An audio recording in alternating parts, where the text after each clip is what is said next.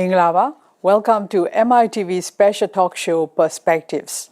For this show, we have invited Honorable guest speaker Wu Ejan, who is counselor in Myanmar Press Council, chairman of E-Commerce Association of Myanmar, deputy chairman of Myanmar Digital Economy Association of UMFCCI, and also an adjunct lecturer for MBF, EMBA, and MBA courses at the Yangon University of Economics.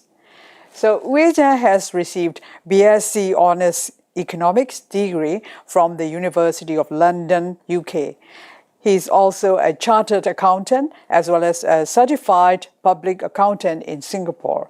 He got his MBA from Nanyang Technological University of Singapore in 2002. So he has worked in UK and Singapore in professional capacity in banking and finance for more than 15 years. Minglawasia, thank you very much for giving us your precious time, and we are very delighted to hear more topics about economics. So, based on your experience in handling research, analysis, and business development activities, please share your monthly economic review. How are we doing economically? Well, at least we are doing better than last year. In fact, a lot better than last year. Because when you say it's a lot better, what do we look at it? We look at the economic growth, economic stability, or the country's stability itself, plus the business and outdoor activities that people do. Mm-hmm. So how do we confirm that business economic stability? Okay, normally when we look at the economic statistics, in terms of economic growth, we look at the GDP data. GDP means gross domestic product. Mm-hmm. Yeah, that data is tracked by various world organizations such as the IMF, World Bank, and ADB, and plus our own MOPF as well as the CBM. Mm-hmm. So we can look at the statistics from there in terms of the GDP per se. And then for the economic activities and business activity, we can look at the Our World in Data website. That is the one created by the Google Mobility Reports since the COVID time. So you can see whether the business activities, people going shopping, people going outing, people going to parks, these activities are going up or going down within a certain period using that data. Okay, so how do we look at the statistics by ourselves? All right, here I can show it to you here. Okay, so when you go to the browser, the Google, right on your search screen, mm-hmm.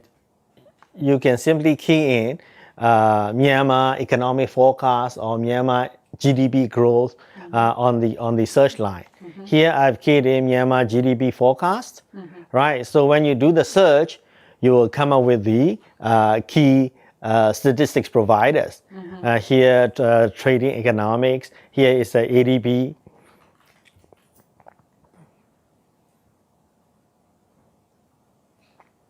And here is the World Bank, mm-hmm. right? And below right there is the IMF. Here they show the current GDP estimate as well as the past GDP figures. So you just have to click on these website links and you can go into there and you can see for yourself. Mm-hmm. Rather than, it's not just your belief, it's something that is verifiable by checking at all these websites. Okay. Yeah, so that is the GDP per se. Mm-hmm. So, and in terms of the business activities and mobility report, mm-hmm. the same thing, you go to the Google search engine, mm-hmm. and here you type on the search slot, you type the Our World in Data. When you type that, then you will see the COVID-19 Google mobility trends. Mm-hmm. So once you click that, it will bring you to another page where you see the mobility trends there. Here, when you scroll down, yeah, you can change the country. Mm-hmm. Yeah, you change the country to Myanmar. Yeah, once you change it, you can come up with all the Myanmar activity statistics. Okay. Obviously, here I want to show you. You can also change the timeline. Mm-hmm. Timeline that I want to change the change of new government mm-hmm. from the 31st of January 2001. So here from there, from 31st of January 2001 until now, you can see the activities for going for park, residential visits, going to workplaces, supermarket visits, the retail shopping trips, plus bus station, train stations. All these are the figures, how they are moving. Yeah, below that is each individual item. You can go into more detail on that. Yeah, so here. So, for instance, going to park, please. Yeah, so if you look at the going to park, right, you can see that here the downfall is because during the time there was a demonstration, and this downfall. Another downfall is during the COVID time, Omicron, I think.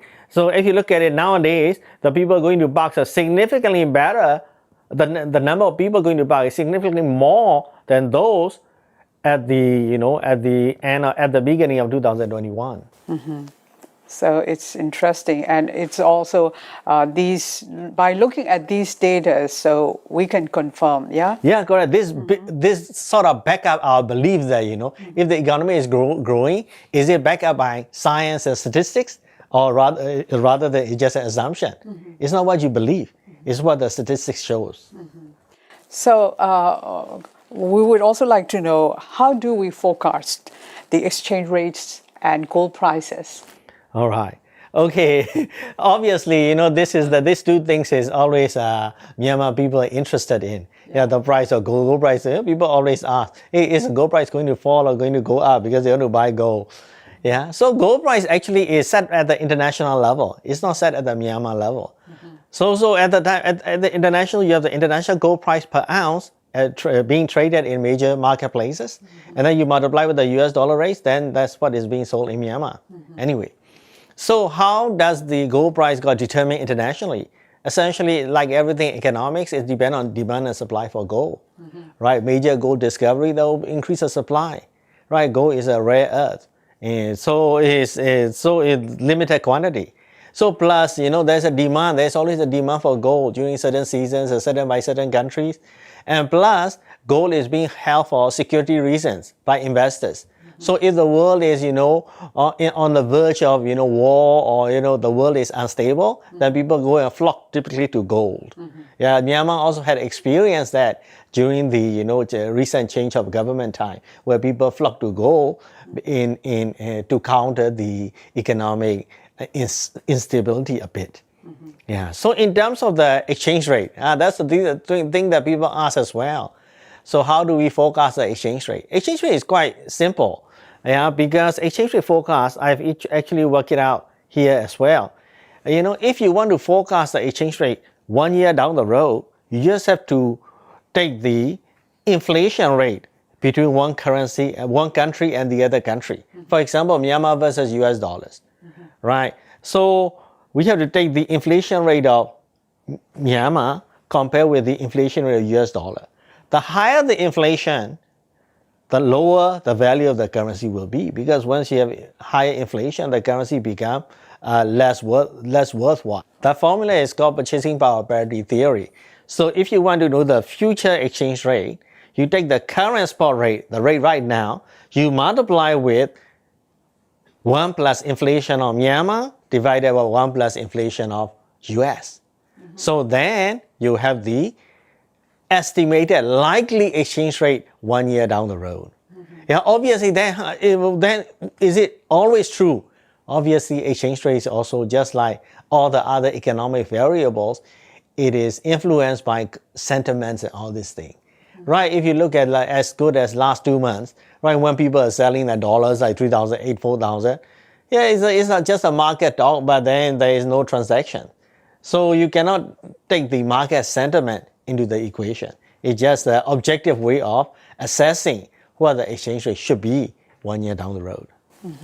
So concerning this gold price and exchange rate, psychologically, Asian people they also have traditionally they prefer gold to save, yeah? Correct. So at the same time, people have to judge.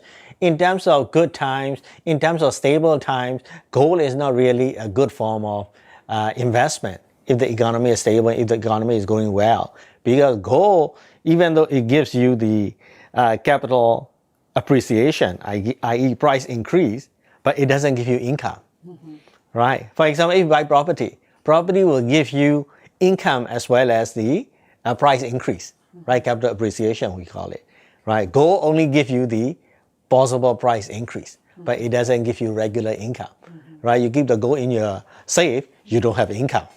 Yeah. Yeah. So next, we also want you to explain about the economy in the next 6 months to a year. Yeah, in the past year, in the year 2021, the economy has gone down as much as nearly 20% GDP. Economic contraction is 20%. It's pretty bad. Is quite a huge contraction. So the only way forward is to recover that. So I guess in the coming months, coming years, our economy is going to expand. Yeah, even if you look at the forecast figures by the IMF, ADB, World Bank, just now that I've shown you, they are all also forecasting around 3% for this year, and plus more than that for the 2023 onwards. Here, what I want to mention is, you see, the general population has to segregate the change of government, i.e. political issues, from the country's economy, right? If you look at Thailand, right, Thailand has military takeover for like 18, 20 times, right? But the Thailand economy is still growing strong. So, i.e., people leave the economy alone, right? People leave the businesses alone, right? The change of government is taking place all the time in every country. So, economy doesn't have to be affected. Yeah, that's my message. So keep the business alone. Yeah, keep the businesses separate from politics and change of government. Businesses are business. The businesses are needed to make the country rich. Yes. Thank you, Sir Wu Yi-cheng. Thank you for your time Thank you, and MITV your as well. in-depth discussions. You have been watching MITV special talk show Perspectives. Thanks for joining us.